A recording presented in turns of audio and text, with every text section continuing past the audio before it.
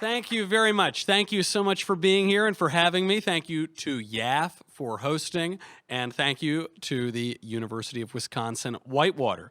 It is such a pleasure to be here. This is the 5th stop on our Covfefe on Campus tour.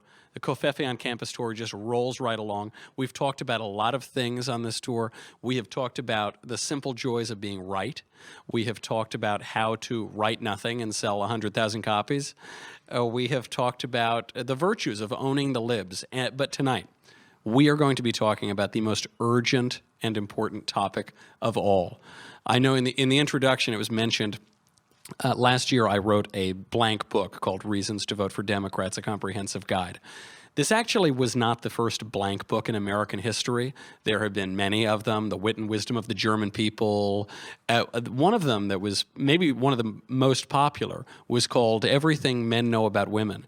And this was released a few years ago for the 25th anniversary edition re-release of that book. And this brings us to our topic tonight, a very important topic, which is how to be a man when you look like a Maddow. I don't really see it. I don't see it. Some people have suggested that I bear something of a resemblance to a certain left-wing commentator on MSNBC. I don't buy it, but, you know, for the sake of education, I'm willing to indulge what I think is this terrible rumor that people are starting. The reason that this is very important is because our culture right now is experiencing something of a sex scandal. Now, I'm not talking about made-up sex scandals like Brett Kavanaugh. I'm not talking about, 35-year-old allegations that came out of nowhere that frequently contradicted themselves, and then women who are being represented by Michael Avenatti, which is a pretty big red flag, and then they're being criminally investigated now for lying under oath. I'm not talking about that sort of sex scandal. I'm not even talking about the sort of sex scandal that is roiling Hollywood right now with true Hollywood degenerates, Harvey Weinstein, that sort of thing. That's not what I'm talking about. The sex scandal that I'm describing is the denial of sex itself, the denial of sexual difference, that there are different sexes at all, that men and women exist. For the first time in history, political activists in an advanced culture are attempting to fashion a society along the premise that sex and gender are fluid, that they are a social construct, that they're just kind of made up floating in the air, as opposed to being innate, as opposed to being real and conveying real meaning. Western leftists are denying sex, and it brings us to the early stages of what is called the gender-neutral society. I was just outside before I came in here, decided to take a little trip to the water closet, looked for the men's room. The men's room was nowhere to be found. I saw the women's room. I almost got so desperate, but I didn't. I restrained myself. And then I saw the all-gender bathroom. Not just two, just all of them. We'll get to that in a little bit. Now, I'm reluctant to speak on manliness. One, because in the all-gender society, every man looks like Rachel Maddow, so this is something of a personal advantage. What is a man to do in that society? The other reason I'm a little reluctant to speak on manliness is I'm not the most physically intimidating man in the world. I'm willing to admit that. I'm not the most athletic man. I played Little League Baseball for 8 years. I think I hit the ball twice. Although I did lean into pitches, so my on-base percentage was very high, but nevertheless, not much of an athlete. Also, it seems to be that manliness falls into the category of things where if you need to say it and you need to talk about it a lot, it probably isn't true. So I think I'd rather just diagnose the problem rather than pontificate and prescribe solutions for this issue. However, I would point out some of the manliest men in history have spoken at great length about manliness and even about their own manliness. President Teddy Roosevelt, one of the manliest men in history, he never shut up about manliness. He would talk about the strenuous life. He would go out and shoot lions. He's bagging lions all over Africa. He's shooting bears. He's starting wars for scant reason. He's boxing in the White House. Very manly guy. If you go back further to ancient history, you have Achilles and you have Hector in the Iliad. They're constantly prattling on about manliness, and And then in more recent times, you have Harvey Mansfield, who is a very manly professor at Harvard. Harvey Mansfield wrote an entire book called Manliness, and he has the temerity to have the word man in his very name. So it's not a terrible thing to talk about manliness. I'm just a little reluctant to do it, especially now when we live in a culture where there is nothing more taboo than talking about manliness. Social science, professors, researchers, they constantly tell us that masculinity is toxic. There is such a thing as toxic masculinity. There was a study that came out just today from the University of Idaho that described techno-masculinity. You can imagine all these masculine men sitting in basements playing video games. I think techno-masculinity means boys who are good at using computers. But this is a big scary word now that social scientists are trying to use to instill fear in us. Furthermore, when you look around certain campuses, you look around both men and women, you will see T-shirts that have a slogan sometimes. It says, "The future is female," which is a slogan that I don't really understand what it means. As far as I know, it's still biologically impossible that the future would be exclusively female, and yet you see it. You see these kinds of modern feminist slogans all the time. When you look at intersectional left-wing hierarchies, if you are a man, you are still sitting at the top of the oppression pyramid. And if you are a man who thinks that he is a man, or who still wants to be a man, you are at the topmost point of them all. Now, it is very easy to blame feminism for this problem, so I will. But it actually isn't, it isn't exclusively the fault of feminism. And also, feminism has taken a very wrong turn in relatively recent years. There have been past feminisms that were far more supportable than this one. In the very early days of feminism, the 18th century and the early 19th century, you had pioneers like Mary Wollstonecraft and Elizabeth Cady Stanton, who did not deny that sex and gender exist, that the certain virtues apply more particularly to one sex over the other, that certain roles apply more suitably to one role or the other. I know that modern feminists would say that I'm dealing in stereotypes, and I am, but stereotypes come from somewhere, so we have to deal with them. One example of this, one classic example, while we're speaking in a politically incorrect way, of a traditionally feminine virtue is moderation. Women are better at moderation than men. We should know this. I think listen, we're on a college campus. We probably see this around. I was at my stepbrother's bachelor party over the weekend. I can assure you, I have never been more confident in my life. Moderation is not a naturally masculine virtue. It is something that men need to practice at and frequently fail. Men, for their own virtues, tend to be bolder. They tend to be more inclined to take risks. This is why you see men, the vast majority of entrepreneurs being men rather than women. This is why you see men being drawn to riskier professions. This isn't all fine and dandy. There's a flip side to this, which is that men are more likely to be reckless. Again, see the bachelor party. Men are more likely to engage in needlessly dangerous activities. Men are more likely to be romantic, and men are more likely to be grandiose. Another classic example of a female virtue is modesty. This is the one that modern feminists hate the most. They truly hate this. It is considered so out of time to describe the virtue of modesty. Modesty offends modern feminists because modesty says that men and women react differently to sex. And feminists hate modesty because to admit that men and women react differently to sex is to admit a sexual difference. They can't do it. So the fact that they deny modesty leads to many hilarious misunderstandings. The most timely one that I can think of as we approach Christmas season, it's very chilly outside, is the song "Baby It's Cold Outside" from the 1940s. This is a lovely little ditty. I really can't stay, baby, it's cold outside. Lovely little song. We have learned in modern years that really it's not a lovely song. No, it's not romantic. It's not sweet. It's not a little Christmas song. It is a song about rape. It is a song celebrating rape. It must be banned from the radio. It's absolutely outrageous. Why do they say that? They call it rapey. That's their word, not mine. I don't really care for the word. But why do they say that? It's because the song begins and the woman sings, "I really can't stay." And then the man says, "But baby, it's cold outside." She says, well, I've got to go away. And he says, oh, but baby, it's cold outside. You get the picture of where it's going. She says she's going to leave. He tries to persuade her to stay. This is classic textbook rape. That's all it can possibly be. She said no. She said no. Lock him up. Call the cops.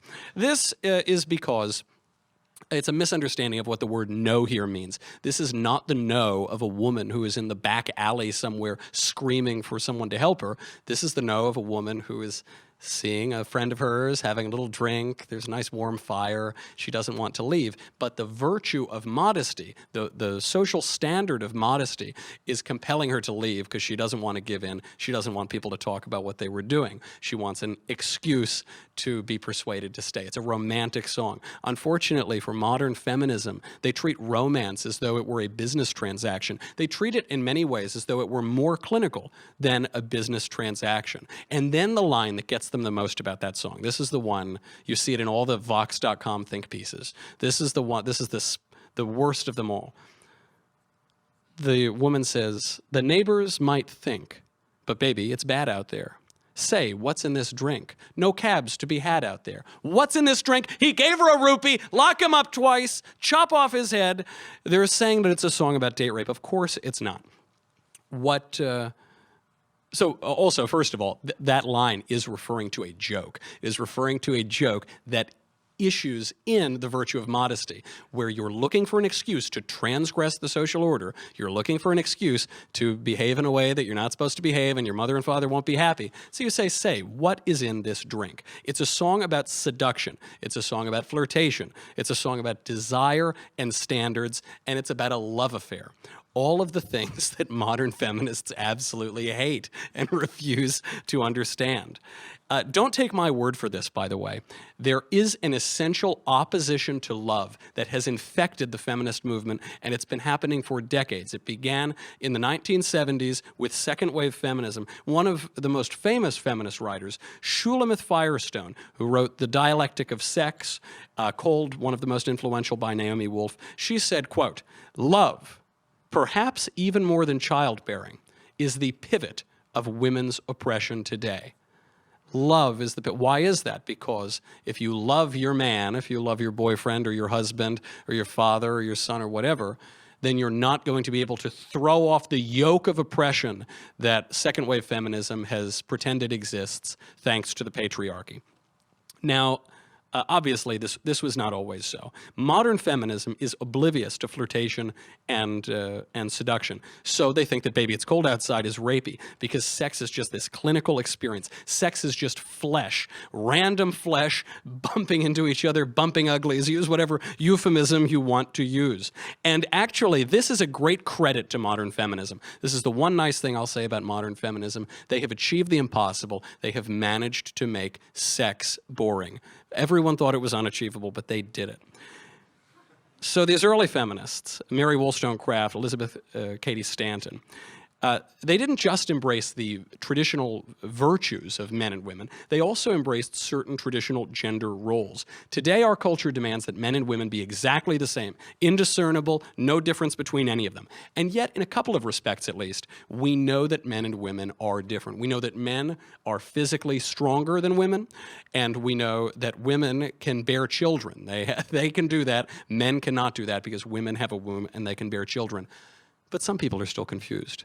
You might remember I think it was just a few months ago, Serena Williams, the tennis player. She caused a bit of a hubbub when it was suggested that she could beat a professional male tennis player at a game of tennis.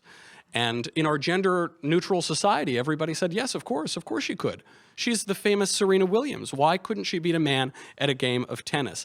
And Serena Williams seemed to indulge in all of this, and yet it was absurd. She could not beat a professional male tennis player at a game. She would never be able to do that. We know this because she already tried it in 1998, and it didn't work out very well. In 1998, Serena and Venus Williams at the Australian Open decided that they were going to try to beat a male tennis player, any male tennis player who ranked outside of the top 200. So they wouldn't play the top 200, but they'd play anyone who was ranked outside of it.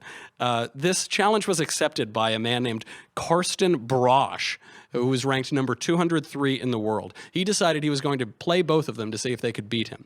On the morning of the match, it was going to be a double match for him playing them both. He decided to play a round of golf, drink a couple of beers, smoke a handful of cigarettes. He then beat Serena 6-1, and he beat Venus 6-2. Now, I'm not saying this to denigrate Venus and Serena Williams. They are very good athletes. They're tremendous, world-renowned athletes. But they're not male athletes. They're female athletes, and that's a different thing. The UFC fighter, Tamika Brents, is an excellent female athlete. And yet, when she fought the male UFC fighter, Fallon Fox, he crushed her skull. He cracked her skull open. She said of that event, "I've never felt so overpowered in my life." There are innate differences between men and women. This is not a dirty little secret. This is not something we should be ashamed of or try to ignore or try to overcome. It is a very beautiful thing. It is a very wonderful thing. And yet modern feminism does want to ignore it and does want to overcome it at various points. It will sometimes acknowledge that they exist. At other times, it will deny that. It wants to say that there is no meaningful difference between men and women. And this raises a very important question, which I can't believe they haven't taken up. If men and women are not different, if they're the same, if they're identical, then what is a woman? Why do we have a different word to describe things that are exactly the same? If men and women are exactly the same, then why do we need feminism? Wouldn't we just need humanism or something? Humanitarianism, manism? Why would we have two separate terms for this? What feminism does, in so much as modern feminism denies the categories of gender, refuses to put a box around gender and say, in order to be a woman, you need a uterus and X chromosomes and this or that or the other thing. By denying those categories, they destroy the concept of womanhood itself. Now listen, I'm older than most people in this room. I am actually, I can tell you with my wisdom, with my age, I remember a time when a definition of woman included not a man. Not a man. Now there is a secondary definition of woman, which is also sometimes a man. This is true in our gender-neutral society. I can prove this because of what Planned Parenthood tweeted out just this year. Planned Parenthood of Kentucky and Indiana tweeted out the phrase, "Some men have a uterus," but not just once. They tweeted it out 11 times. They could tweet it out 11 more times. It would not make it any more true. They just keep insisting. It won't change reality. So I've already told you, I'm not going to lecture on how to be manly with my Maddow glasses and all of that. I'm certainly not going to do that. But there is one thing that culture can do that would go a long way toward being a man in an age of Maddows, which is to admit that men and women exist. There are women. This is a wonderful thing. This is one of the great joys of life. Men are not women. This is also a lovely thing. Women cannot be men. Men cannot be women. Actually, if you wanted to make the culture a little bit manlier, all you would have to do is assert anything. You don't just have to assert that men and women are different. You can assert anything at all, because just asserting something is a manly act that has fallen out of favor in the gender-neutral society. How do I know that? Because my millennial friends, my poor gender-neutral millennial friends, they don't ever assert. They don't state a fact. They don't even think a thought. They don't believe a belief. Do you know what they do? They feel. Oh, they feel. They don't think the sky is blue. They don't believe the sky is blue. They just, and they don't just feel, they feel like. They don't even feel it. They feel like it. They remove themselves one step even further, because like allows us to avoid making an assertion, allows us to avoid saying something that might be disagreeable, that might get us into some sort of confrontation or altercation where one person is right and one person is wrong. It removes us. If you say, I think 2 + 2 = 5, I could say you're wrong. But if you feel like 2 + 2 = 5, you do. I don't know what you feel. I don't know, man. I don't know your feelings.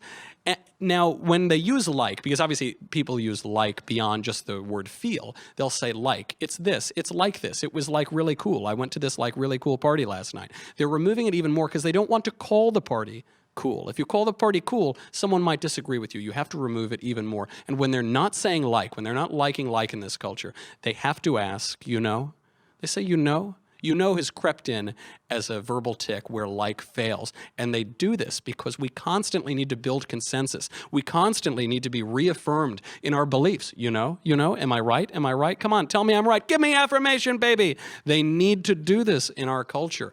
And it's very distressing. The other one I've noticed that millennials in particular do, they speak in vocal fry. Do you know what vocal fry is? It's sort of the stereotypical white girl voice, like it's sort of off of the voice like this, and it's very apathetic.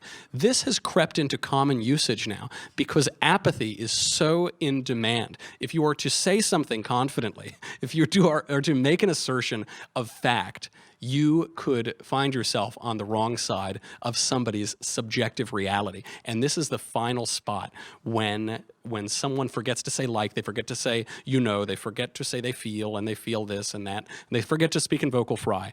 They can always have one more out, which is if you make an assertion of fact and someone disagrees with you, you can say, well, no. I wasn't talking about the truth.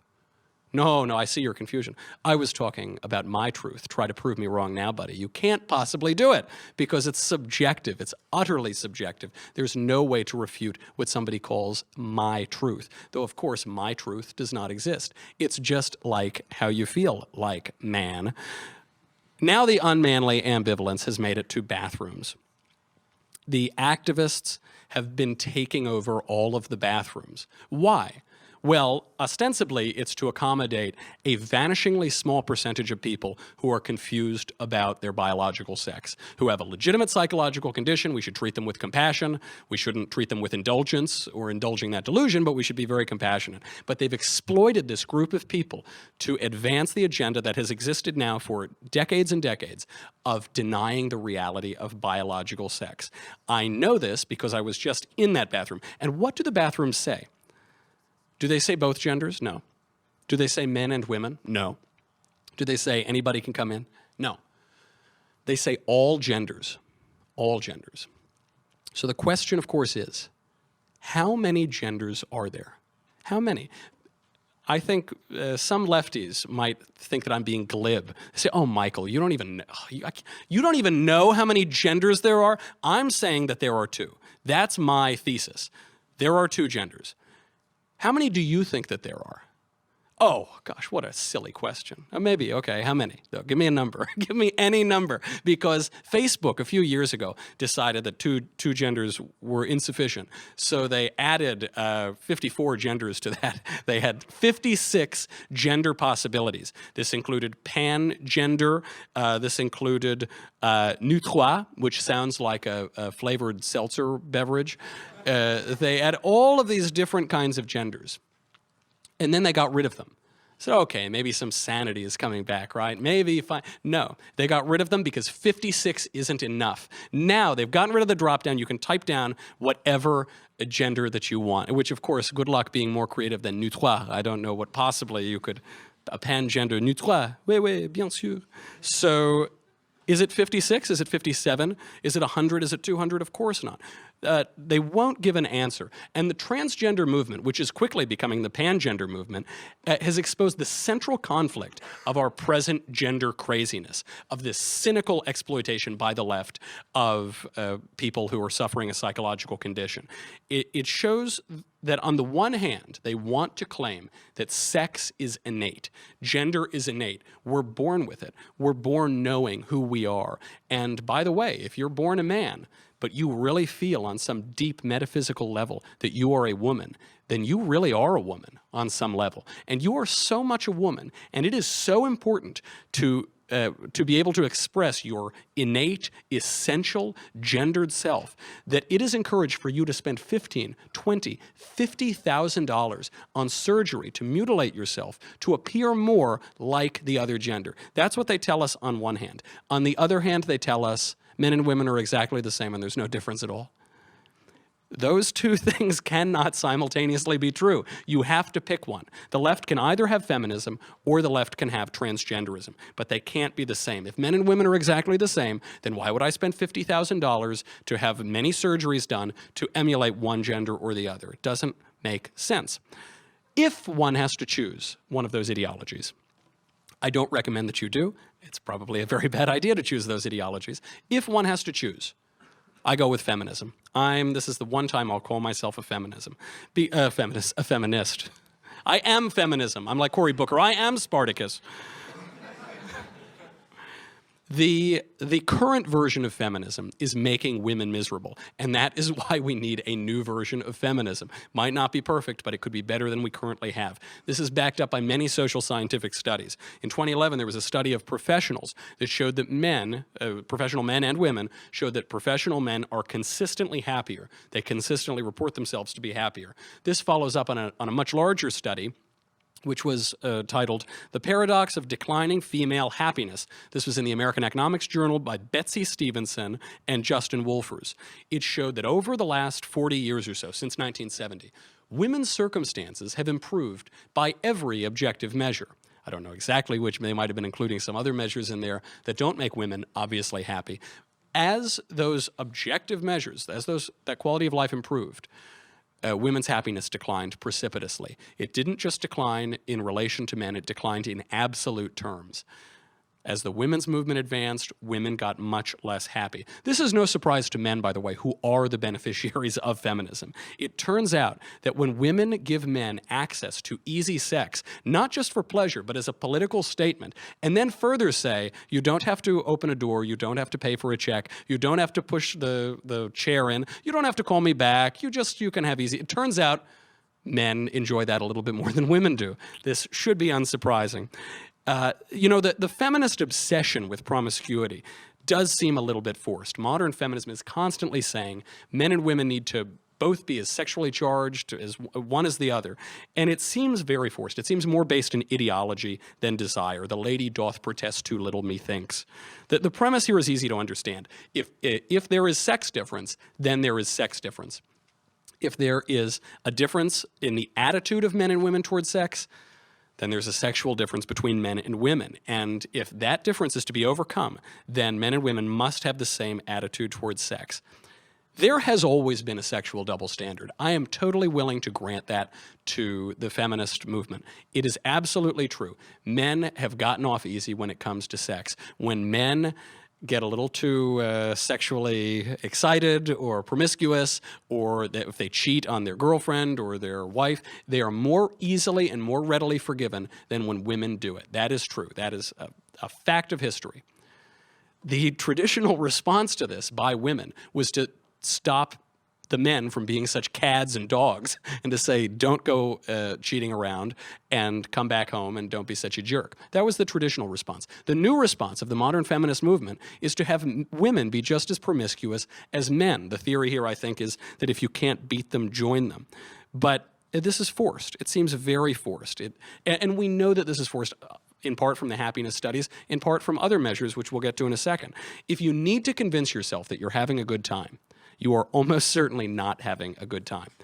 So who benefits from it? Who benefits among all the men?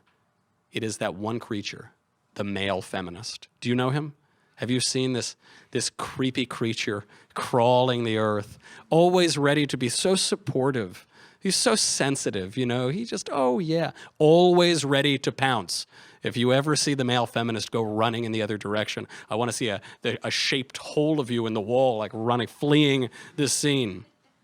How many feminist galas did Harvey Weinstein go to, do you think? Standing next to Meryl Streep and Oprah Winfrey, smiling, laughing. How many feminist galas has Ben Affleck gone to? Louis C.K., Les Moonves, Matt Lauer, of all the preening leftist male feminists, Matt Lauer. Meanwhile, he's locking women in his room, doing God knows what to them. He had a lock on his desk to lock them in there.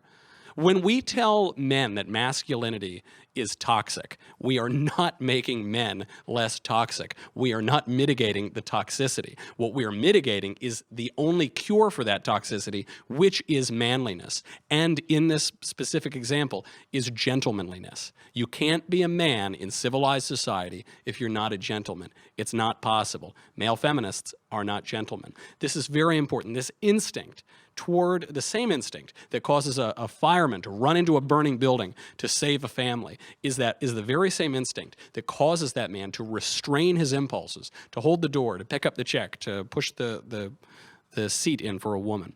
Edmund Burke, who's the great patron saint of modern conservative thought, he wrote about this well, about gentlemanliness and chivalry. He put it perfectly in the Reflections on the Revolution in France, after Marie Antoinette had been so viciously abused. He wrote, quote, "It is now 16 or 17 years since I saw the Queen of France, then the Dauphiness at Versailles, and surely never lighted on this orb, which she hardly seemed to touch, a more delightful vision. Little did I dream that I should have lived to see such disasters fall upon her in a nation of gallant men, in a nation of men of honor, of cavaliers. I thought 10,000 swords must have leapt from their scabbards to avenge even a look that threatened her with insult. But the age of chivalry is gone.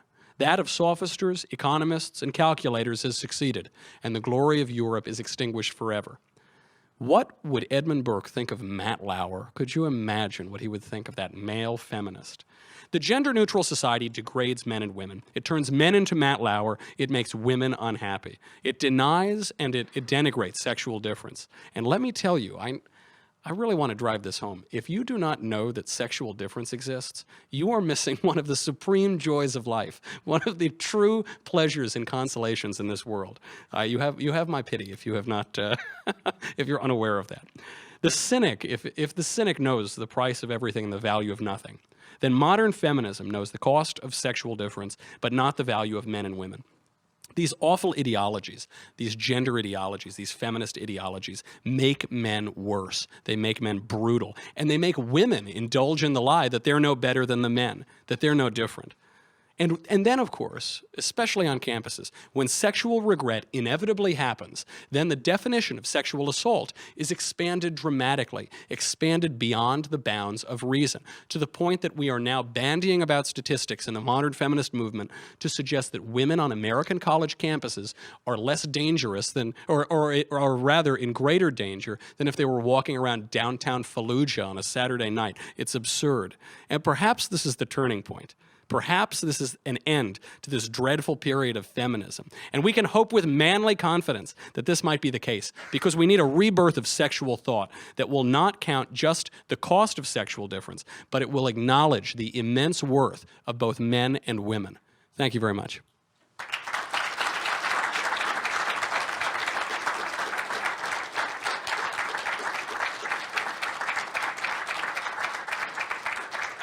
All right, now we do have a rule at the Daily Wire, which I strongly disagree with because I think it creates terrible incentives, but nevertheless, they pay my bills, so, you know.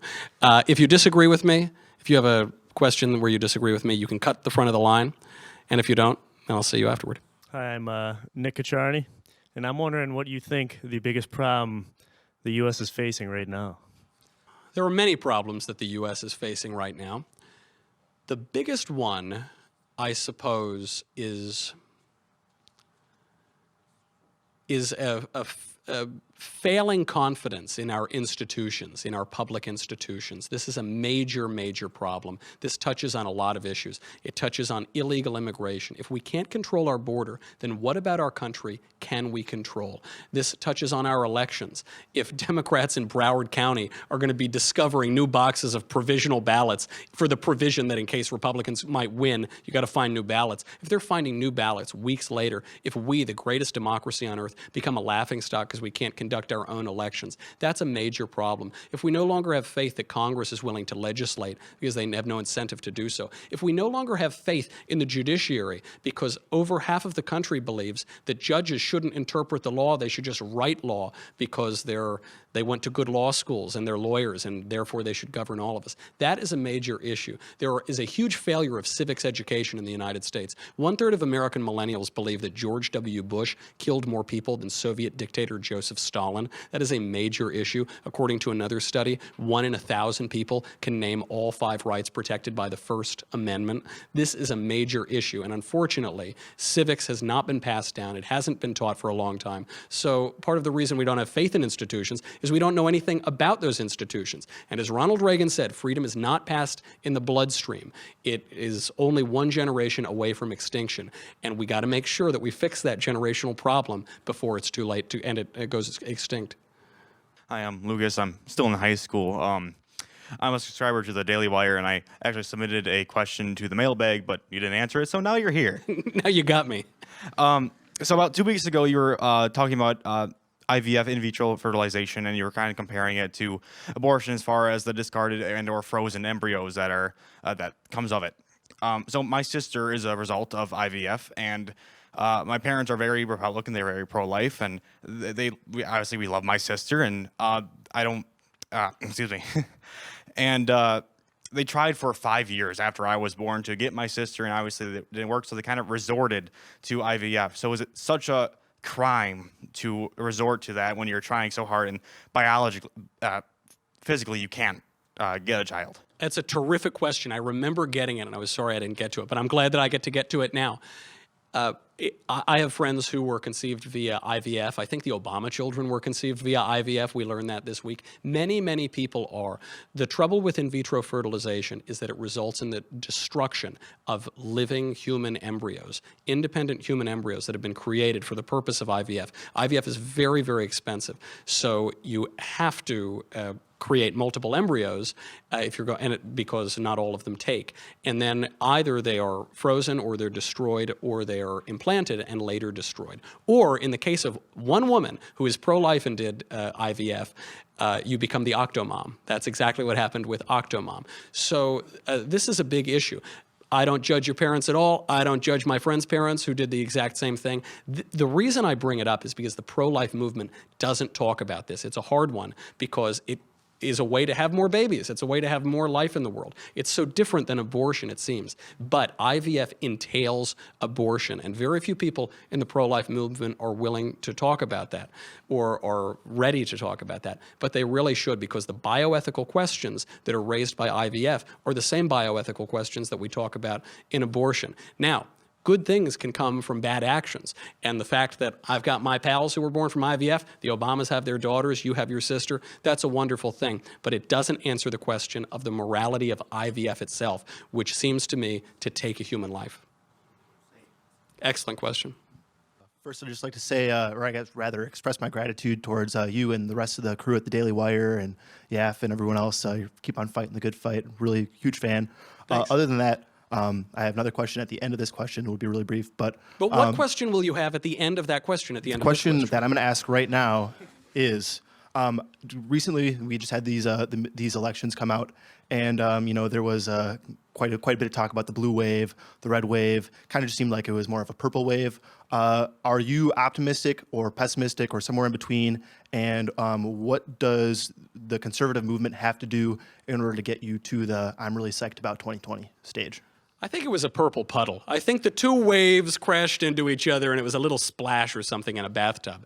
I'm excited for 2020. I think that President Trump benefits more than anybody from the election of Democrats to take over the House, because now he has an adversary. President Trump, he does fine when he's just kind of rolling, but he does great when he has an adversary. Donald Trump without Jeb Bush, would he be Donald Trump? Donald Trump without crooked Hillary Clinton, would he be Donald Trump? I don't think so. So I think it really does help his chances in 2020. I was still rooting for the GOP to keep the House, but nevertheless, I think that this is actually an advantage for him. What worries me are all of these elections that have been unconceded. Andrew Gillum, the Democrat socialist who is unconceding his race for governor of Florida. Bill Nelson, who lost his race to Rick Scott for senator in Florida, unconceding now as well because they're discovering ballots in the back of trucks at airports or whatever. This is a real issue. It exposes the moral hazard of turning election day into election season, because it used to be that there was election day, you would go, you would vote, and that was it, and then you'd count the ballots. How many ballots were cast in Broward County, Florida? We still don't know. We still don't even have that number, much less how many people voted for which candidate. So I think there's a lot of abuse. Democrats are better at abusing voting than Republicans are. And so I think we really need to watch that. Watch the automatic mailing of mail-in ballots. Watch how provisional ballots are made. We saw from Project Veritas poll workers encouraging illegal aliens to vote. You got to watch all of that. Make sure that we've got a lot of election security, because I think when the real votes are counted, generally Republicans tend to do very well. And then my other question is, I've been working past my college experience of taking selfies with all the Daily Wire crews. So you mind if we take one real quick? Just take a real quick. Yeah, absolutely. Yeah. Can we, let's do it right now. Get up here. Here we go. What's that say? Vote Austin. Vote Austin May for Senate. We have student government, so that's one of our representatives. You have my endorsement, Austin.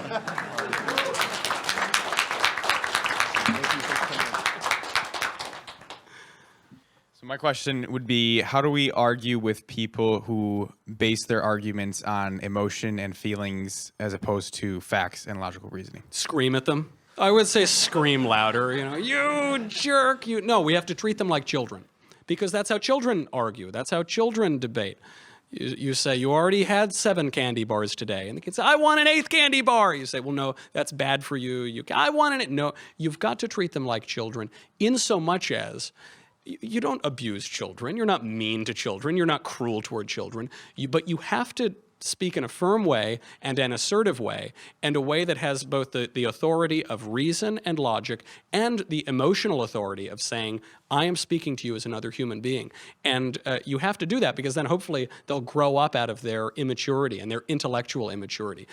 Look, a third of American millennials, as I said earlier, believe that George W. Bush killed more people than Joseph Stalin. That's a failure on their part, because they're apparently not that curious. That's also a failure of their parents, and it's a failure of their educators. And unfortunately, a lot of people in this generation have had a very paltry education. They don't know much about history or anything else. And if you do happen to know something about it, then I think you should share that with them in the way that a parent shares it with a child. And the other way to do it, I gave a long talk about this where I disagreed a little bit with our former wonderful ambassador, Nikki Haley.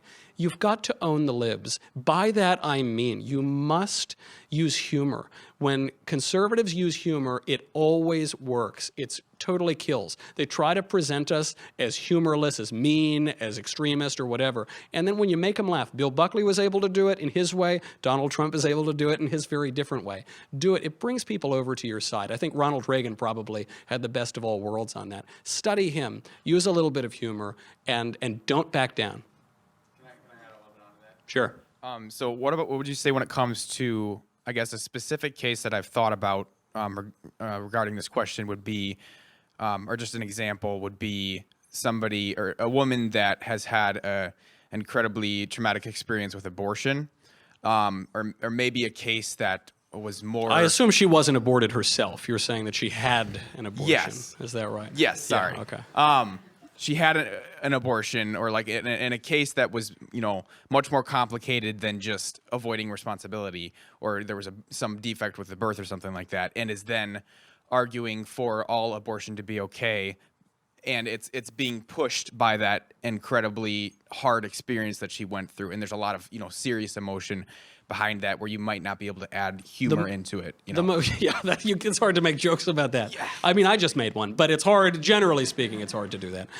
The most important thing to make clear to this person is that all sin and fall short of the glory of God. That's the most important thing. All of us is imperfect. None of us is perfectible. In so many ways, we are conservatives because we're not progressive. We know that there's no utopia on earth. Nobody is perfect. Nobody's going to get perfect. There is just going to be sin and death until the end of the age. That is simply what's going to happen. And I think when you spell things out that way, you make it clear.